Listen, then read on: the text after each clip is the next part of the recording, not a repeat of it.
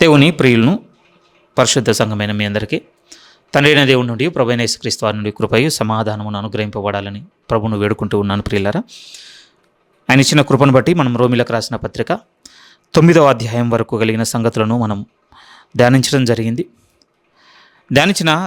గత వారం మనం ధ్యానించినటువంటి 9వ అధ్యాయంలో ఉన్నటువంటి సారాంశంలో మనం గమనించిన సంగతులను మరొకమారు మనం గుర్తు చేసుకోగలిగినట్లయితే, దేవుని యొక్క సార్వభౌమ అధికారము ఏ విధంగా ఉన్నదో పరిశుద్ధుడైన పౌలు గారు తను ముందుగా ఏర్పాటు చేసుకున్నటువంటి ఇశ్రాయేల్ జాతిని ఉద్దేశించి అనేక లేఖనములనెత్తి దేవుని యొక్క సార్వభౌమ అధికారమును పౌలు గారు అటు ఇశ్రాయేలీలకును ఈ లేఖ పంపించినటువంటి రోమా పట్టణంలో ఉన్నటువంటి సంఘమునకును చదువుతున్న ఈ కాలమందున్న మనకును వెల్లడిపరచుచున్నాడు మనం గ్రహించుచున్నాం. ప్రియమైన వాళ్ళారా, ఎందుకంటే మనము రోమపత్రికలో ముగింపులోనే చూసుకొని ఉన్నాం, తన కుమారునితో సారూప్యత కలవారమగున్నట్లు. ఎందుకంటే తన కుమారుడు అంటే తన జ్యేష్ఠ కుమారుడైన యేసుక్రీస్తు వారు అంటే అనేక మంది కుమారులు కావాలని దేవుడు ముందుగా ఎరిగి ఉన్నాడట, ముందుగా నిర్ణయించుకొని ఉన్నాడట, పిలుచుకొని ఉన్నాడట, నీతిమంతులుగా తీర్చుకొని ఉన్నాడట, పరిశుద్ధపరిచి ఉన్నాడట.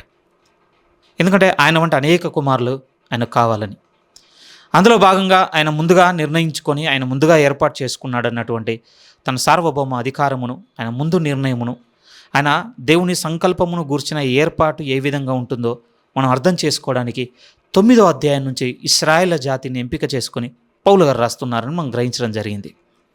అందులో ప్రధానంగా పౌలు గారు తీసుకొని వచ్చిన విషయం ఏమిటి అంటే, నా స్వజాతీయుల పట్ల నాకు చాలా గొప్ప మనసుంది, వారి ఎడల మానని వేదన కూడా నాకున్నది. నిజమే చెప్పుచున్నాను, నేను అబద్ధమాడుటలేదు. వారిని ప్రభు యొద్దకు నడిపించుటకు అవసరమైతే నేను ఆయన నుండి వేరై శాపగ్రస్తున్న అవుట కూడా నేను సిద్ధపడుతున్నానంత భారమైన మాటలు తను వెలుబుచ్చడం జరిగింది. తనకు మాత్రమే కాదు, ఇశ్రాయేల్ అంటే తన స్వజాతీయుల ఎడల ఆ మిక్కిలి ప్రేమ ఆయనకు మాత్రమే కాదు, దేవాది దేవుని కూడా కలిగి ఉన్నదని దేవుడు వారికి అనుగ్రహించినటువంటి ఒక విధంగా ఆశీర్వాదములు, లేకపోతే దేవుని నిబంధన, పితరులు వీరు వారే, క్రీస్తు వీరిలోనే పుట్టాను, ఒక బలమైన 8 విషయములను ప్రస్తావించాడు ఆయన. ఆరాధన కావచ్చు, అర్పణలు కావచ్చు, మొత్తం విధానం అంతా దేవుడు వారికి అనుగ్రహించున్నాడు. ధర్మశాస్త్రము, నిబంధనలు అన్నీ. దేవుడికి కూడా ఇశ్రాయేల్ పట్ల మిక్కటమైన ప్రేమ ఉన్నదని జ్ఞాపకం చేస్తున్నాడు. అందులో భాగంగానే అలానే ఇశ్రాయేలీలందరూ, శరీర సంబంధులైన ఇశ్రాయేలీలందరూ దేవుని ఎంపికలో ఉన్నవారు అనుకోవడానికి వీలు లేదు. దేవుని సార్వభౌమ అధికారమును బట్టి ఆయన పరిశుద్ధులైన అంటే వాగ్దానమును అనుసరించి పుట్టిన వారు మాత్రమే ఆయన తన పిల్లలుగా అంగీకరిస్తున్నాడు అని అబ్రహాము దగ్గర నుంచి ఒక లోతైన విషయాన్ని పరిచయం చేశాడు. అబ్రహాముకు అప్పటికి 7 కుమారులు ఉన్నారు, కానీ అందులో వాగ్దాన కుమారుడుగా ఉన్న ఇసాకు నుంచి వచ్చినటువంటి సంతానమే దేవుడు ఏర్పాటు చేసుకున్నాడు. ఆయన నుండి వచ్చిన ఆ ఏర్పాటు చేసుకున్న సంతానముని శేషమునుగా నియమించుకున్నాడు, వారిని ముందుగా నిర్ణయించుకున్నాడు క్రీస్తులో అని బలంగా రాశాడు. ప్రియమైన వాళ్ళ, కేవలం ఒక సందర్భమే కాదు, అటు ఇసాకు గర్భాన పుట్టిన యాకోబు, ఏశావుల ప్రస్తావన కూడా తీసుకొని వారు పుట్టి ఇంకా మేలైనను కీడని ఎరగని ప్రాయం వారికి రాక మునిపే దేవుడు ముందుగానే నిర్ణయం చేశాడు. దేవుడు తన సంకల్ప అంటే ఏర్పాటును గూర్చిన తన సంకల్ప ప్రకారమైన పిలుపును అనుసరించి యాకోబుని నేను ప్రేమించాను, ఏశావుని నేను ద్వేషించాను. అలాంటప్పుడు దేవుడు అన్యాయస్తుడని అడుగుదు, అలాంటి ప్రశ్న తలెత్తుతుంది. అలా అనడానికి వీల్లేదు. ఎందుకంటే దేవుడు ఆయన ఎవరిని కరుణింపగోరునో వారిని కరుణించును, ఎవరిని కఠినపరచగోరునో వారిని కఠినపరచగోరును. ఆయన సార్వభౌమ అధికారం కలిగిన దేవుడు. గట్టిగా మాట్లాడుకోవాలంటే రూపించినవన్నీ ఎందుకు నన్ను ఇలా రూపించినని అడగదు కదా.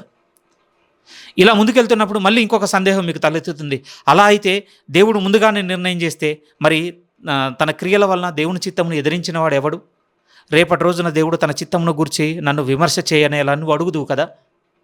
కానీ దేవుడు మళ్ళీ ఇంకొక వైపు వెంటనే ఆయన సార్వభౌమ అధికారముతో పౌలు గారు లోతైన విషయమును ఫరోను ఎత్తుకొని మాట్లాడుతూ ఆయన అంటే తన కనికరమును చూపించవలనని కరుణాపాత్రగా ఆయన అంటే దుష్టులైన వారి ఎడల కూడా తన దీర్ఘశాంతమును చూపుచున్నాడనే విషయమును మనం ఏ విధంగా మరవగలము? 10 మార్లు ఫరో తిరస్కరించిన భాగమే చూడలేదు, 10 మార్లు తన హృదయమును కఠినపరుచుకున్న విధానమే మనం చూసుకొని ఉన్నాం. అక్కడ మనం కనపడుతున్న విషయమును బట్టి మనం ఏమర్థం చేసుకోవడానికి ప్రయత్నం చేసామంటే, దేవుని సార్వభౌమ అధికారముతో దేవుడు తను కరుణించు పాత్రలో కొంతమందిని ఏర్పాటు చేసుకొని ఉన్నాడు, కఠినపరుచుకున్న వారిగా కూడా కొంతమందిని ఏర్పాటు చేసుకొని ఉన్నాడు. అలా ముందుకు తీసుకొని వెళ్తూ ఆ అధ్యాయం ముగింపులో రాసేసరికి పౌలు గారు 9వ అధ్యాయం ముగింపులో ఏ విధంగా రాసి ఉన్నాడంటే, ఇప్పుడు దేవుని యొక్క కనికరము ఇశ్రాయేలులో శేషమైన సంతానానికి మాత్రమే కాదు, అన్యజనులమైన మన వరకు కూడా చేరిందన్నటువంటి విషయాన్ని ముగింపులో ప్రస్తావించడం జరిగింది. అదే మనం గుర్తు చేసుకున్నాం. ఆ అన్యజనుల గుంపులో ఈరోజు మీరు నేను కూడా పిలువబడి ఉన్నాం ప్రియమైన వారలారా.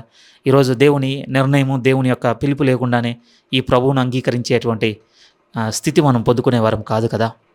ఇది మనకు మనంగా చేసుకున్నది కాదు, మనం ఏదో పోయి వెతుకున్నది కాదు. దేవుని యొక్క కృపయే మన యొద్దకు వచ్చింది అని మనము ఆ ముగింపు భాగాల్లో మనం చూసి ఉన్నాము. ఈ విధంగా చూస్తున్నప్పుడు ఇక అంటే అన్నిటికీ దేవుడే రెస్పాన్సిబుల్, అంతే కదా. ఆయన సార్వభౌమాధికారంతో ఆయన ఏదనుకుంటే అది చేశాడు. ఇప్పుడు ఆయన అన్నిటికీ రెస్పాన్సిబుల్. కానీ రేపు నన్ను అన్న రోజున మళ్ళీ నన్ను విమర్శలో పెట్టి నన్ను లెక్క అడిగి నన్ను మళ్ళీ బాధ్యుని చేయడం ఎంతవరకు అన్నటువంటి ప్రశ్న మనకు ఎంత అవునన్నా కాదన్నా తలెత్తుతుంది. దానికి సమాధానంగానే పౌలు గారు ఇక 10వ అధ్యాయం రాయబోతున్నాడు ప్రియమైన వాళ్ళ. 9లో దేవుని సార్వభౌమాధికారం ఏ విధంగా ఉందో మనం చూసాం. ఇక 10వ అధ్యాయంలో ఏం చూడబోతున్నాం అంటే మనిషి యొక్క స్పందన, అంటే దేవుని సార్వభౌమాధికారం ఎడల మనిషి యొక్క రెస్పాన్సిబిలిటీ, స్పందన కావచ్చు, బాధ్యత కావచ్చు, ఎలా ఉండాలో 10వ అధ్యాయంలో రాస్తున్నాడండి ఆయన. ఈ 9-10 అధ్యాయాలను మనము ఒక్కటిగా చూడాలి ప్రియమైన వాళ్ళరా. నేను 9 మాత్రం అంగీకరిస్తాను, 10ని అంగీకరించనన్నా మనము సగం అర్థం చేసుకున్నట్టు. నాకు 10 బాగా అర్థమైంది కనుక నాకు 9 అర్థం కాలేదు కనుక, ఎందుకంటే దేవుడు ముందుగా నిర్ణయం చేశాననేది నాకు లాజిక్గా నాకు అసలు అర్థం కావటం లేదు, ఫిట్ అవ్వటం లేదు, నాకున్న సందేహాలన్నీ నివృత్తి అవ్వటం లేదు కనుక నేను 9 నమ్మనని 10ని నమ్ముతానన్నా మనం నష్టపోయిన వారం. ఎందుకంటే ఈ రెండు కలిసి దేవుని యొక్క ఏర్పాట్లోనికి మనం తీసుకొని వెళ్తున్నాయన్న విషయాన్ని మనం మరవకూడదు. సో ఇప్పుడు 9 కూడా చూద్దాం. ఎందుకంటే 10వ అధ్యాయంలో కూడా మనం చూద్దాం ప్రియమైన వాళ్ళ. 10లో పౌలు గారు పరిశుద్ధాత్మ ప్రేరణతో రాస్తున్న మాటలు చూడగలిగితే 10వ అధ్యాయం మొదట్లో కూడా మళ్ళీ అదే విషయం ప్రస్తావిస్తున్నాడు. ఇశ్రాయేలీయుడు ఆయన కలిగి ఉన్నటువంటి మనసుని ప్రస్తావన తీసుకొని వస్తున్నాడు. చూడండి, సహోదరులారా, ఇశ్రాయేలీయులు రక్షణ పొందవలనని నా హృదయ అభిలాషయు వారి ఈ విషయమై నేను దేవునికి చేయు ప్రార్థన అయి ఉన్నది. ఓకే, దేవుడు తన సార్వభౌమాధికారంతో కొంతమందిని మాత్రమే అంటే వాగ్దానం వలన కలిగిన కుమారులలో శేషమును మాత్రమే ఆయన ఏర్పాటు చేసుకొని ఉన్నాడు. ఇక మిగిలిన వారందరినీ దేవుడు ఏర్పాటు చేసుకోలేదు అని దేవుని సార్వభౌమాధికారమును ముందు పెట్టుకొని వారి నిమిత్తం ప్రార్థన చేయకుండా ఏం ఉండలేదట. అందరి కొరకు నేను ప్రార్థన చేయుచున్నానన్న మాట అంటున్నాడు. చూడండి, ఇప్పుడు మనకెంత తలెత్తుతుంది అంటే ఇప్పుడు పౌలు గారు మరి దేవుని సార్వభౌమ అధికారమును విభేదిస్తున్నాడా లేకపోతే ఎదిరిస్తున్నాడా అన్న ప్రశ్న తలెత్తుతుంది కదా. అందుకోసం ఇప్పుడు 10 కూడా మనకు అర్థం కావాలి. 10 మనకు అర్థమైతే ఎందుకు ఈ మాట అంటున్నాడు? ఎందుకంటే 9లో చాలా దీర్ఘంగా రాశాడు కదా, నిశ్చయంగా కొన్ని మాటలు రాశాడు. రూపించిన అడగడానికి వీల్లేదు. దేవుడు నిశ్చయముగా ఆయన సార్వభౌమాధికారంతో ఆయన చేయాలనుకున్నది చేసి ఉన్నాడని 9లో ఆరోపణ చేసిన పౌలు సడన్గా 10కి వచ్చేసరికి ఇప్పుడు నేను శేషం గురించి మాత్రం ప్రార్థన చేయుచున్నానంటే ప్రాబ్లం ఉండకపోవండి. మళ్ళీ ఎత్తుకోవడం ఎలా ఎత్తాడు? ఇశ్రాయేలు అందరూ రక్షణ పొందవాలని వారి నిమిత్తం నేను దేవునికి ప్రార్థన చేయుచున్నాను. ఇదేంటి వ్యతిరేకిస్తున్నట్టుగా ఉంది కదా. వాస్తవానికి చెప్పాలంటే ఈ 9-10 అధ్యాయాలు ప్రియమైన వాళ్ళారా విరుద్ధ ప్రతిపాదనలు కలిగినవి అధ్యాయాలండి. చాలా పారాడాక్సికల్ స్టేట్మెంట్స్ కనపడుతుంటాయండి ఇందులో. 9-10 మింగిల్ అవ్వనట్టుగా, ఒకదాంతో ఒకటి పసుకనట్టుగా కనపడుతుంటాయి ప్రియమైన వాళ్ళారా. ఒక విధంగా విరుద్ధ ధృవాలను చూపించినట్టుగా ఉంటాయి. అదే ఇక్కడ నా గొప్ప మర్మం అండి. వాస్తవానికి ఒక మిస్టరీయే ఇక్కడ రాయబడుతుందండి 9-10 అధ్యాయాలు. వాస్తవంగా మీతో చెప్తుంది చాలా పొడిగానే మనం అర్థం చేసుకుంటున్నాం ప్రియమైన వారు. 9, 10, 11 అధ్యాయాలు చాలా లోతైనవి. పోయిన వారం చెప్పాను, ఈరోజు కూడా మళ్ళీ రిపీట్ చేస్తున్నాను. ఈ పొడి మాటలతోనే ఇంతే ఉందని నేను అసలు అనుకోవడానికి వీల్లేదు. ఈ లేఖనం చదువుతూ గ్రహించి శక్తిని పొందుకొని నేర్చుకోవాల్సిన చాలా సంగతులు ఉన్నాయి. ఏంటి ఇందులో ఉన్న మిస్టరీ అనంటే మనం జాగ్రత్తగా చూడగలిగితే ఎంత ఆశ్చర్యకరంగా రాస్తున్నాడు అనంటే ఇక్కడ చెప్తున్న మాటలు ఎలా ఉన్నాయంటే 9వ అధ్యాయం ముగింపులో వెతకని వారికి దేవుడు దొరికాను అంటున్నాడంటే, నన్ను ఎవరైతే వెతికారో నేను వారికి దొరకలేదు అంటున్నాడు ప్రియమైన వాళ్ళారా. ఆశ్చర్యమే కదా. ఒకనాడు మేము దేవుని చేత ఏర్పాటు చేయబడిన జనాంగము, మాకే దేవుడు నిబంధనలు ఇచ్చి ఉన్నాడు, మేము ఆయన మాకు భర్త, మేము ఆయనకు భార్యలుగా ఉన్నాము, మమ్మల్ని ఆయన తన ద్రాక్షావల్లిగా తీసుకొని వచ్చి నాటుకున్నాడు, ఎన్నో చేసి ఇన్ని మాట్లాడినటువంటి ఒక జాతి ఉన్నది. ఆ జాతి మాకు ఇచ్చిన ధర్మశాస్త్రమును అనుసరించి మేము ఎంతో దేవుని వెతికామని వారు అనుకున్నారు. కానీ దేవుడు ఏమన్నాడంటే వెతికిన వారికి నేను దొరకలేదు. కానీ వెతకని అన్యజనులుగా ఎక్కడో దూరంగా ఉన్నవారండి, పరిచయం లేనివారు, ఏ రోజు కూడా వెతకని వారు, కానీ వారికి నేను దొరికి తిననేది ఎంత ఆశ్చర్యకరం చూడండి. ఇదే విషయం అర్థమైంది పౌలుకు కూడా. ఒకరోజు సౌలుగా ఉన్నప్పుడు తన జాతిలో ప్రధాన పరిచయుడిగా ఉన్నాననుకున్నాడు, చాలా ట్రైనింగ్ తీసుకున్నాడు, గొప్పవాడు అవ్వాలనుకున్నాడు. కానీ ప్రభు చేత పట్టబడిన తర్వాత ఆయనకు బాగా అర్థమైపోయింది, అయ్యో నేను ఒకవైపు పరిగెత్తాను, దేవుని సంకల్పం ఇంకొక వైపు ఉంటే. వెంటనే తన గురిని మార్చుకున్నాడు. క్రీస్తు యేసునందు విశ్వాసం ఉంచిన కారణమును బట్టి ఇదా దేవుడు అనుగ్రహించబోతున్న రక్షణని సంపూర్ణంగా అర్థం చేసుకున్న తర్వాత వెంటనే ఏం చేశాడంటే తన స్వజాతీయులకు ఆ రక్షణను పరిచయం చేయాలని వారి మధ్యకు వెళ్ళాడు. ఏమొచ్చింది ఫలితం? తిరస్కారం వచ్చింది. యెషయా గ్రంథంలో ఉన్నట్టుగా నిజంగా మేము తెలియజేసిన సమాచారం ఎవడు నమ్మెను? అక్కడికి వెళ్ళి నిలబడిందండి ఆ జాతి అంతా.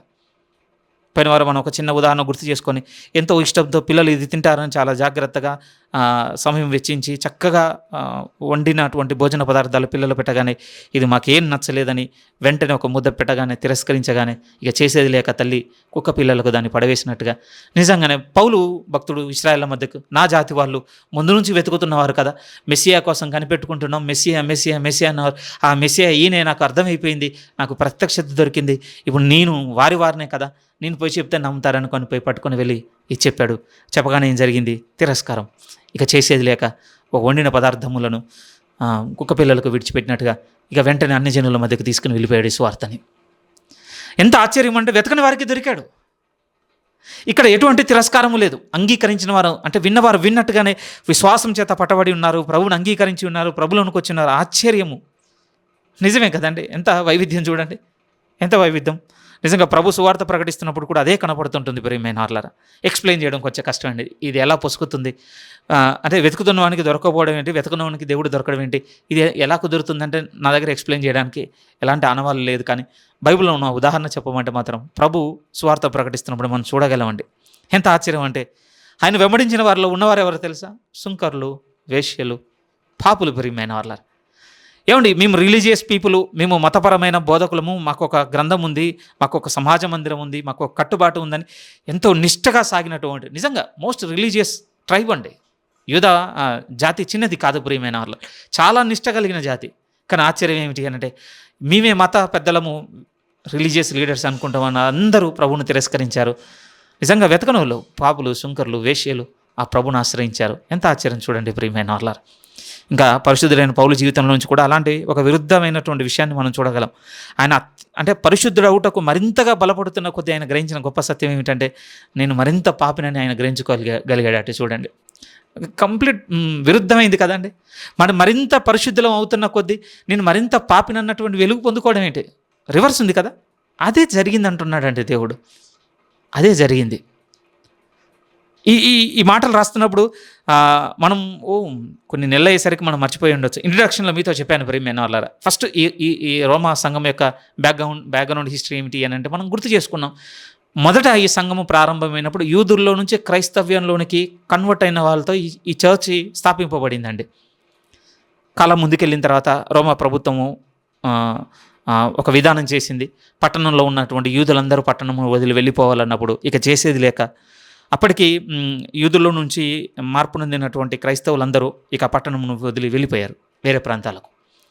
అప్పుడు స్థానికంగా అన్యుల్లో నుంచి కన్వర్ట్ అయినటువంటి క్రిస్టియన్స్తో ఆ చర్చ్ నిండిపోయింది. ఇక ఎల్డర్స్ మారిపోయారు, అన్నీ మారిపోయాయి. మళ్ళీ ఇప్పుడు ఎవరు వచ్చారంటే అన్యుల్లో నుంచి మారినటువంటి క్రైస్తవులు టేక్ ఓవర్ చేశారు. చర్చ్ అలా ముందుకు నడుస్తుంది. ఎవరైతే ఆ నిబంధన ప్రతిపాదన చేశారో అందరూ బయటికి వెళ్ళిపోవాలని ఆ రాజు చనిపోయిన తర్వాత మళ్ళీ చెదిరిపోయిన యూదులందరూ మళ్ళీ చేరడం జరిగింది. మళ్ళీ వెనక్కి వచ్చేసారు. వెనక్కి రాగానే ఇప్పుడు మొత్తం ప్లేసెస్ మారిపోయాయి, అంతే కదా, అధికారాలు మారిపోయాయి.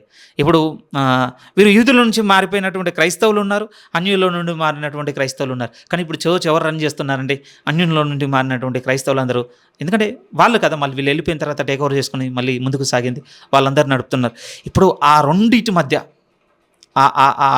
రెండు గుంపులు ఉన్నటువంటి సంఘమును బలపరచుటకు రాస్తున్నటువంటి మాటలుగా మనం స్టార్టింగ్లో చూసాం కదా. మళ్ళీ అదెందుకు ప్రస్తావిస్తున్నానంటే ఇప్పుడు మళ్ళీ దాని సందర్భం అవగాహన ఇక్కడ అవసరమైంది ప్రియమైన వాళ్ళకి. ఇప్పుడు మళ్ళీ వాళ్ళను కూడా ప్రస్తావన తీసుకొని వాళ్ళను కూడా బలపరుస్తున్నాడు. అది మనం అస్సలు మరవకూడదు.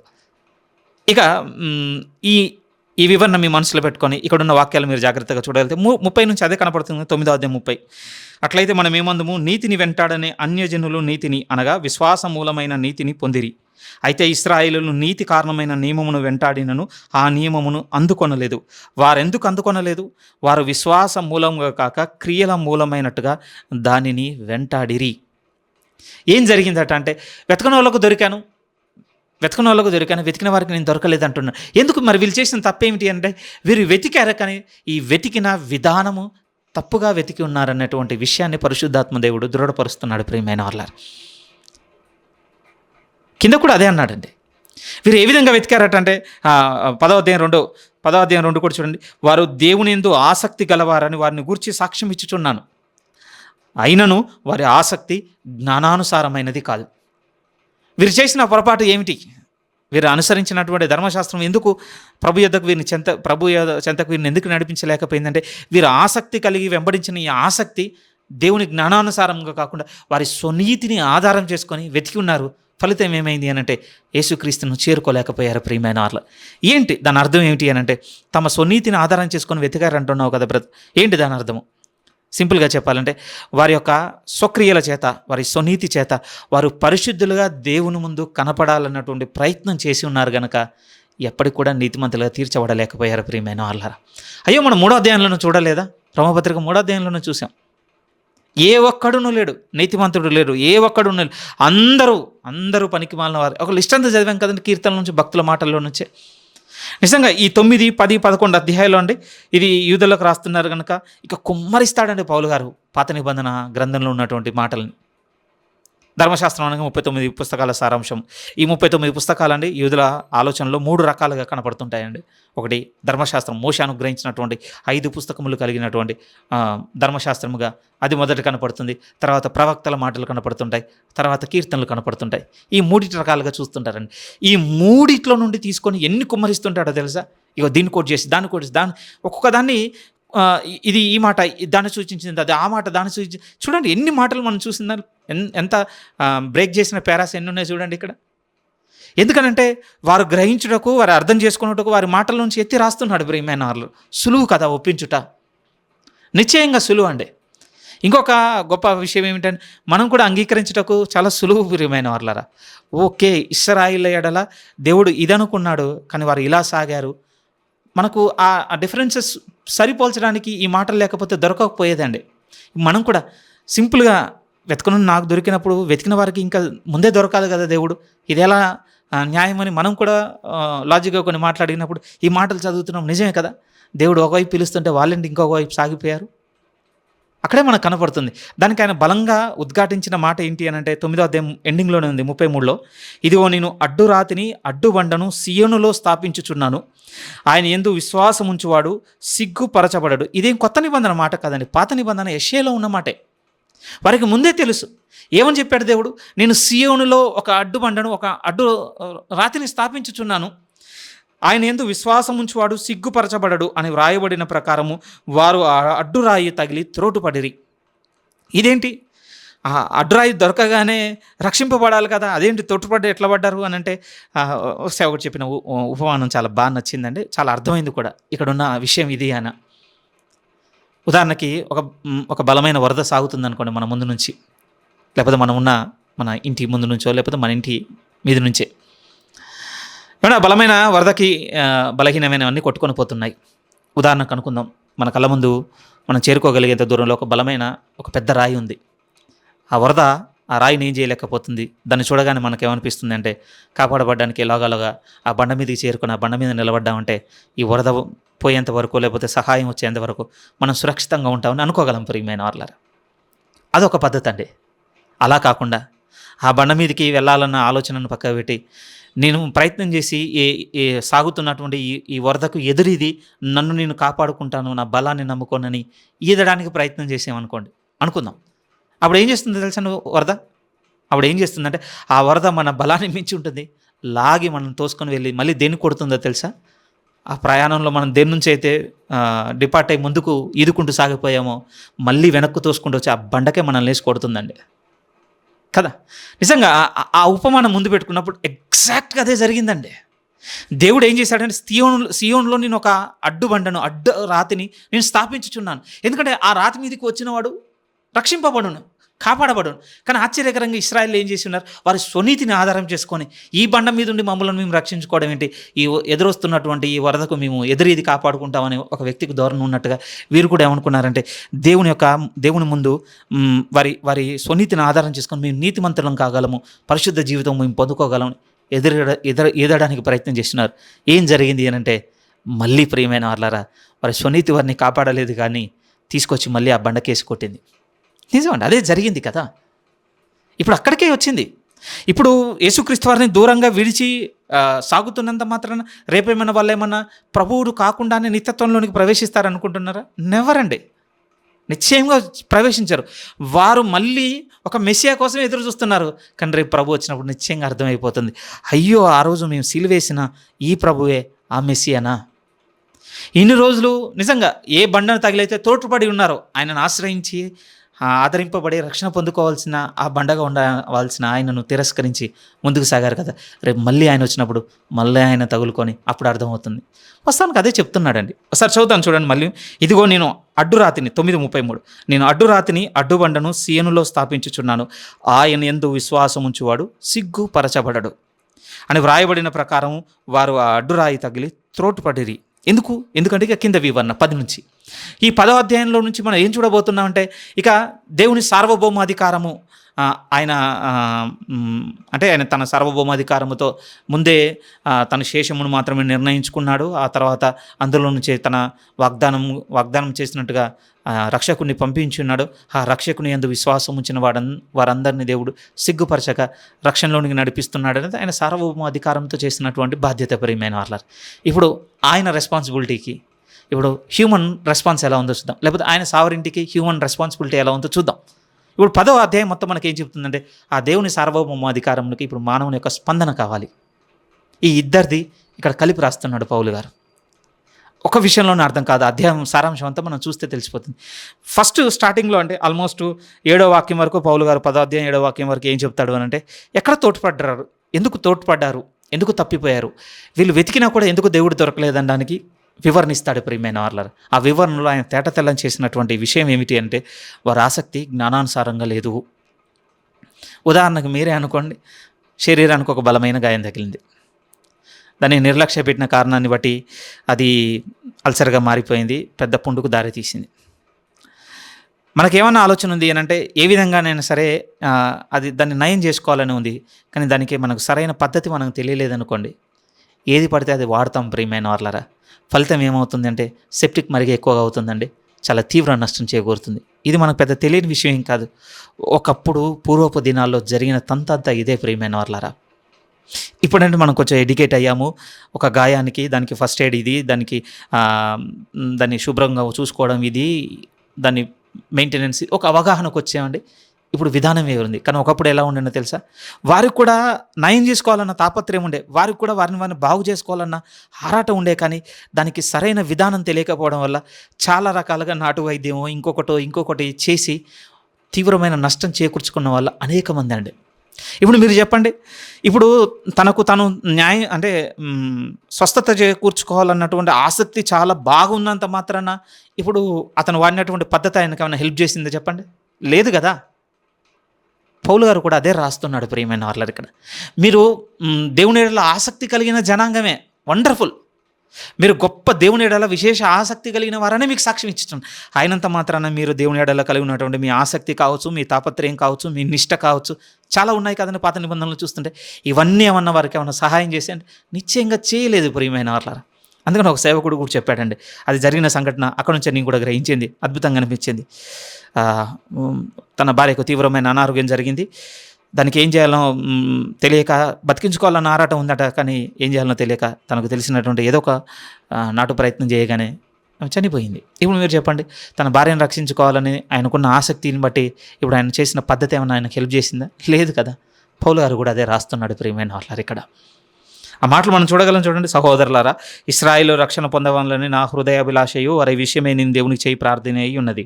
వారు దేవుని ఎంతో ఆసక్తి కలవారని వారిని గూర్చి సాక్ష్యం ఇచ్చుచున్నాను. అయినను వారి ఆసక్తి జ్ఞానానుసారమైనది కాదు. ఏలైనగా వారు దేవుని నీతిని ఎరగక తమ స్వనీతిని శాపింప బూనుకొనుచు దేవుని నీతికి లోబడలేదు. ఏది దేవుని నీతి? 3వ అధ్యాయం నుంచి స్థిరంగా చూసుకుంటూ వస్తున్నామండి. క్రీస్తు యేసునందు విశ్వాసం ఉంచిన వారిని దేవుడు నీతిమంతులుగా తీర్చాలని సియోనులో ఒక అడ్డురాయిని, ఒక అడ్డుబండను స్థాపించున్నాడు. ఆయన యందు విశ్వాసం ఉంచిన వాడు ఏ మాత్రము కూడా సిగ్గుపరచబడ్డని పూర్వము యెషయా దగ్గర నుంచే చెప్పుకుంటూ వస్తున్నాడు. వాళ్ళతో ముందే అంగీకరించి ఉండుంటేనండి ఆ తల్లి వండిన భోజనం పిల్లలు తింటే ఎంత ఆనందం ఉండుండేది ఆ ఇంట్లో. ప్రభువు ఆ రోజు వాళ్ళు అంగీకరించి ఉంటే రక్షణ వేరుగా ఉండేది ప్రియమైన వాళ్ళ. మన ఎడల ప్రణాళిక ఉందో లేదో అనేది మనం డౌట్ పడిన అవసరమే లేనే లేదండి. మీరు చెప్పండి. ఇప్పుడు ఇశ్రాయేల్‌లో ప్రధానమైన గుంపు కాదన్నంత మాత్రాన శేషం ద్వారా ఈరోజు మన దగ్గర దాకా రాలేదా సువార్త? వచ్చింది. దేవుని ఏర్పాటు నిశ్చయముగా ఆటంకపరచబడడం అనేది ఉండనే ఉండదు ప్రియమైన వారలారా. కానీ దేవుడు అనుకున్నది అనుకున్నట్టుగా జరిగుంటే ఇంకా ఎంత అద్భుతంగా ఉంటుంది ఆ విషయం. అదే పౌలు గారు రాస్తున్నారు. వారు తమ స్వనీతిని ఆధారం చేసుకొని ఏం చేశారు అనంటే దేవుని నీతిని వ్యతిరేకించేశారు. ఏమనుకున్నారు? ఏమనుకున్నారు అనంటే ఈయన యందు విశ్వాసం ఉంచి అంగీకరించడం ఏంటి? రిలీజియస్ పీపుల్ అదే అనుకున్నారు. ఇతను అడ్డుబండ, అడ్డురాయి అంతే. అంగీకరించి ఈయన ఎద్దర ఆశ్రయించడం కంటే ఇతను తిరస్కరించి ముందుకు పోవడం బెటర్. ఎవరు నమ్మారు మేము తెలియజేసిన సమాచారం? కిందకి వచ్చేసరికి అదే కోట్ చేస్తాడులేండి. ఎవరు నమ్మలేదు. మరి ఏమనుకున్నారు? పైగా వారు అనుసరిస్తున్నటువంటి వారి స్వనీతిని ఆధారం చేసుకొని దేవుని ముందు చాలా నీతిమంతులుగా కనపడాలనుకున్నారట. కింద అదే రాస్తాడు. 6వ వాక్యం చూడండి, 4 సార్. విశ్వసించు ప్రతి వానికి నీతి కలుగుటకే క్రీస్తు ధర్మశాస్త్రమునకు సమాప్తి అయి ఉన్నాడు. ధర్మశాస్త్రం మూలమగు నీతిని నెరవేర్చువాడు దాని వల్లనే జీవించునని మోషే కూడా రాయిచున్నాడు. ధర్మశాస్త్రం వల్ల నీతిమంతులు కారు అనడానికి ఆస్కారం లేదు. కానీ ధర్మశాస్త్రము నిలిపిన వాడెవడు ఇంతవరకు? ఏ ఒక్కరూ లేరు ప్రియమైన వాళ్ళ ప్రభువైన యేసుక్రీస్తు వారిని పక్కకు పెడితే.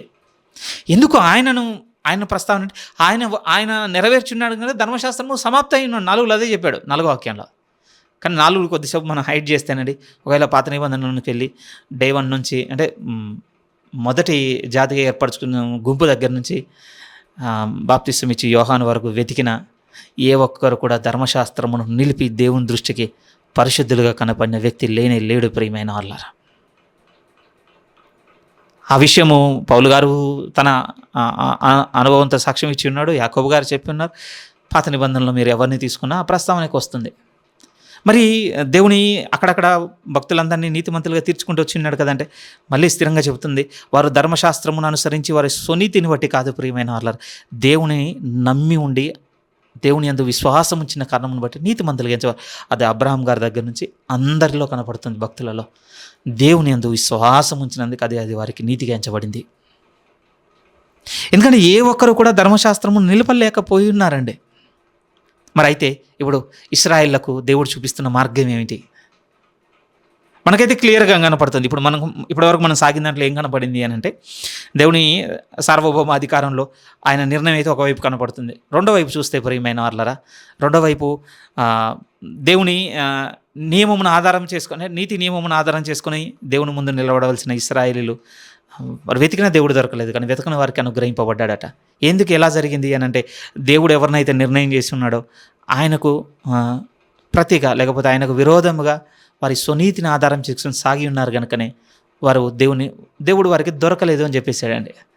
కారణం ఏమిటంటే, దేవుడు వారికి అనుగ్రహించిన ధర్మశాస్త్రమును బట్టి దేవుని ముందు నీతిమంతులు కావాలనుకున్నారు. వారి స్వనీతిని ఆధారం చేసుకొని నీతిమంతులు కావాలనుకున్నారు. దేవుడు అనుగ్రహించిన పాత నిబంధనలో ఉన్న అన్ని ఆజ్ఞలను నిలిపి నీతిమంతులు కావాలనుకున్నారు. కానీ అలా నిలిపిన వారు ఏ ఒక్కరు కూడా లేదు. అలాని ఆ ధర్మశాస్త్రం యొక్క కట్టుబాటు ఎలా ఉంది అని అంటే, ఒక్కటి తప్పిన ఎడల మళ్ళీ మొదటి నుంచి ప్రారంభించి తుదమట్టుకు సాగాలి. అలా ఎప్పటి వరకు? ఓకే, అతి కష్టం మీదండి 1 సంవత్సరంలో 613 ఆజ్ఞలు నిలబెట్టేసుకున్నాను, ఇక అయిపోయింది, నేను చేతులు దులుపుకుంటాను అన్నట్టుగా లేదండి. బతికున్నంత కాలము వారు ప్రతిదినము ఎల్లప్పుడూ ప్రియమైన వాళ్ళు ధర్మశాస్త్రం అంతయు నిలుపుకొన బద్దులు. అదే చెప్పాడు మోషే కూడా. 10:5 అదే అన్నాడు కదండి, ధర్మశాస్త్ర మూలమగు నీతిని నెరవేర్చువాడు దాని వల్లనే జీవించునని మోషే వ్రాయిచున్నాడు. అయితే విశ్వాసం మూలమగు నీతి ఇలాగూ చెప్పుచున్నది. ఏమో చెప్తుందట, ఎవడు పరలోకమునకు ఎక్కిపోవును అనగా క్రీస్తును క్రిందికి తెచ్చుటకును, లేక ఎవడు అగాధంలోనికి దిగిపోవును అనగా క్రీస్తును మృతుల నుండి పైకి తెచ్చుటకు అని నీవు నీ హృదయంలో అనుకోవద్దు. చదువుతున్నప్పుడు చాలా క్రిటికల్గా ఉంటుందండి, కానీ ఇది సేవకున్నట్టు ఎక్స్ప్లెనేషన్లో విన్నప్పుడు ఓ ఇదా మీనింగ్ ఇక్కడ అనిపించింది. ఏంటి, ఎవరు పైకి ఎక్కిపోవును, ఎవరు కిందికి పోయి తెచ్చును, ఏంటి ఈ మాట యొక్క సారాంశం? బాగా వినండి ప్రియమైన వాళ్ళరా. ఇక్కడ నుంచి మనం మళ్ళీ 6వ వాక్యం నుంచి ఏం చూడబోతున్నామంటే, తమ స్వనీతిని ఆధారం చేసుకొని దేవుని ముందు నీతిమంతులు కావాలనుకున్నారు వారు, కానీ దేవుడు వారికి దొరకలేదు. కానీ దేవుడు మరి ఇప్పుడు ఇశ్రాయేలు ఎడల దేవుడు ఏర్పాటు చేసినటువంటి విధి ఏమిటి అని అంటే, ఇప్పుడు క్రీస్తు యేసునందు విశ్వాసం ఉంచిన వానికి ఇప్పుడు దేవుడు నీతిమంతులుగా తీర్చుచున్నాడు అనేది ఇప్పుడు ఆయన ఏర్పాటు చేసిన విధి, ఆయన తన సార్వభౌమాధికారంతో. ఇప్పుడు దానికి హ్యూమన్ రెస్పాన్స్ ఏమిటి, లేకపోతే రెస్పాన్సిబిలిటీ ఏమిటి అని అంటే, ఇప్పుడు క్రీస్తు యేసునందు విశ్వాసం ఉంచుటే. అయితే ఇప్పుడు యేసుక్రీస్తునందు విశ్వాసం ఉంచడం అంటే ఎట్లా? దానికి పౌలు గారు ఏం చేశారంటే, మోషేని ఎగ్జాంపుల్గా తీసుకున్నాడు ప్రియమైన వాళ్ళు. ఎందుకంటే త్రూ మోషే చెప్తే వాళ్ళకి బాగా అర్థమవుతాయి కదండి. మోషే గారిని ఎగ్జాంపుల్ తీసుకొని ఏం చెప్పాలనుకుంటున్నాడంటే, వీళ్ళు ఇంత విధేయతతో ధర్మశాస్త్రమును ఇంత నిక్కచ్చిగా అనుసరించుటకు రీజన్ ఎవరంటే మోషేనండి. ఎందుకంటే దేవునితో ముఖాముఖిగా మాట్లాడి ఉన్నాడు. ఆయన సీనాయి పర్వతం మీదకి వెళ్ళిపోయి ఉన్నాడు. ఆ మహిమ కలిగిన మేఘము ఆ చీకట్లో నుండి నిజంగా దేవుని ధర్మశాస్త్రం కలిగిన పలుకలను తీసుకొని వచ్చి ఉన్నాడు. వాటిని ఇశ్రాయేలుకు కేటాయించి ఈ ఆజ్ఞలు మీరు పాటించి సాగండి. నిజంగా ఏది ఉన్నా కూడా వారు మోషే దగ్గరికి రావడం, మోషే ద్వారా దేవునితో సమాచారం పొందుకోవడం, మోషే ద్వారా వీరు వాటిని విని పాటించడం, ఆ క్రమం చూస్తామండి. ఈవెన్ ఒకరోజు ధైర్యం చేసి ఇక వాళ్ళు విసిగిపోయి అన్నమాట ఏమిటంటే, నువ్వే మాట్లాడు, ఇక ఏది ఉన్నా మా తరపున దేవునితో. ఒకవేళ మేము మాట్లాడిన నిశ్చయంగా మేము చచ్చిపోతాము, దయచేసి నువ్వే మా తరపున మాట్లాడు. నిజంగా ఎంత స్థిరమైన ఫాలోవర్గా చూస్తామంటే, ఆయన బతుకున్నంత కాలం నిలకడగా చూస్తాం ప్రియమైన వాళ్ళరా. అలానే మోషే గారు చనిపోతున్నప్పుడు, ఇప్పుడు నేను చనిపోతున్నాను కనుక ఇప్పుడు మళ్ళీ దేవుని వద్ద ఆజ్ఞలు పొందుకోవడానికి నేను ఏ విధంగానైతే ఒక 40 దినములు ఉపవాసం ఉండి ఆ ఉపవాస దినమంతా కొండ శిఖరం మీదకి వెళ్ళిపోయి దేవుని ఆ అంధకారంలో నుండి ఆ మహిమలో నుండి మళ్ళీ ఆజ్ఞలు పొందుకొని ఆ ఆజ్ఞలను పాటిస్తూ సాగండి అన్నట్టుగా ఏమి ఇచ్చి వెళ్ళిపోలేదండి ఆయన ముగింపులో. ద్వితీయోపదేశ కాండము ఆయన ముగింపులో రెండోసారి ఉపదేశించిన కాండం ప్రియమైన వాళ్ళ, అది ఇచ్చి ఆయన స్థిరంగా చెప్పిపోయిన మాట ఏంటో తెలుసా? ఇది మీ హృదయంలో పెట్టుకోండి, దీన్ని అనుసరించి బతకండి.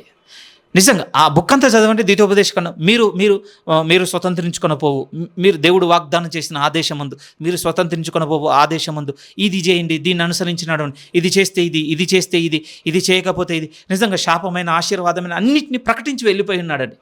ఇప్పుడు ఏం చేయాలి? మోషే గారు మీకు అనుగ్రహించినటువంటి ఆ ధర్మశాస్త్రపు విధులను మీ హృదయంలో పెట్టుకొని మీరు బతకాలి. అదే అంటాడు కదా 4వ అధ్యాయం 6వ వాక్యంలో కూడా, ఇశ్రాయేలు ఇది వినుము, నిజంగా అది నీ పిల్లలకు నేర్పించు, ఇది అది అంత త్రోవలో నడిచినప్పుడు, కూర్చున్నప్పుడు, పడుకొని ఉన్నప్పుడు, తిన్నప్పుడు ప్రతిదీ నోట భాస్కంగా కట్టు. నిజంగా వానికి చేతి మీదను వాని నొసటి మీదను వాటి నుంచి అంత స్థిరంగా ఎందుకు చెప్పాడు? నేను మీకు అనుగ్రహించి వెళ్ళిపోతున్న ఈ మాటలు ఉన్నాయి కదా, ఈ మాటలను మీరు అనుసరించి ఇక సాగాలి. ఆ దేశంలోనికి ప్రవేశించినప్పుడు అది పొందుకున్నారు, తీవ్రమైన ప్రయత్నం చేస్తున్నారు ధర్మశాస్త్రం ఆధారం చేసుకొని. కానీ వాళ్ళకి తెలియదు ఏమిటంటే, ఇది మా స్వక్రియలను మా స్వనీతిని ఆధారం చేసుకొని డిపెండ్ అయి ఉన్నది తెలియదు. కానీ చాలా పోరాడారు. కానీ తుదకి ఇచ్చిన రిజల్ట్ ఏమిటి అంటే, దేవుడు వారికి దొరకలేదు ప్రియమైన వాళ్ళారు.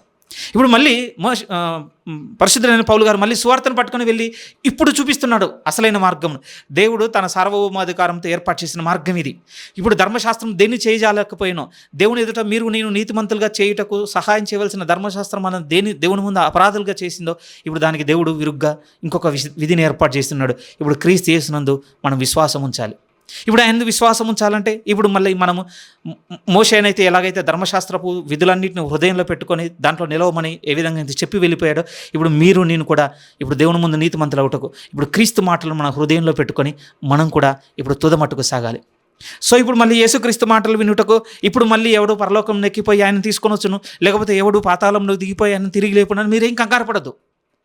అదే కదా మోషే ఏ విధంగానైతే ఒక ప్యాటర్న్ త్రూ వీళ్ళ దగ్గరికి ధర్మశాస్త్రం వచ్చింది మోషే గారి ద్వారా. ఇప్పుడు యేసుక్రీస్తు వారి దగ్గర కూడా అదే ప్యాటర్న్ మీరు ఎక్స్పెక్ట్ చేయకండి.